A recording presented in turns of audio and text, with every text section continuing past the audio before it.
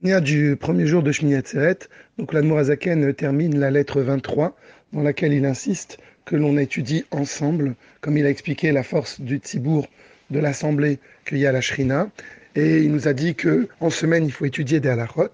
Et donc il conclut en disant le Shabbat.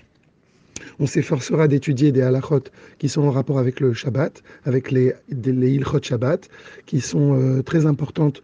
Pourquoi? Parce que malheureusement, on peut très facilement fauter. Le Admorazaken nous dit que on pourrait penser que c'est beaucoup plus, si l'on peut dire, on va être beaucoup plus tolérant pour des personnes qui ne savent pas. Et là, l'Admorazaken dit non, il n'y a pas de... La Mishnah dit qu'au contraire, ça peut des fois être plus grave. En d'autres termes, on ne peut pas prétexter de l'ignorance en se disant je ne savais pas.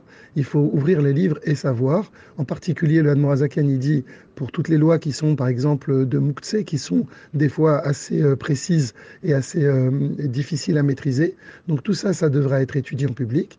Et il faut faire en sorte qu'il n'y ait pas des personnes qui fassent des petits clans et qui étudient en privé des autres choses pendant que le Tzibour étudie, mais on s'associera au Tzibour. Le Hanmoazaken donne beaucoup d'importance à l'union dans l'étude, et donc ça c'est aussi important dans notre vie au quotidien, au-delà si on ouvre un petit peu les choses, au-delà essayer de être moins individuel dans notre façon de nous comporter, mais de donner la place justement au Kaal, au Tzibour, aux gens autour de nous.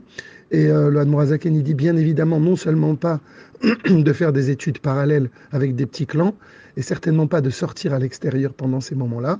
Et tout celui qui s'efforcera justement de montrer l'importance du tzibour dans l'étude et de s'associer à cette étude-là et à ces études-là de manière générale, bien l'Admorazaken le bénit de plein de brachot.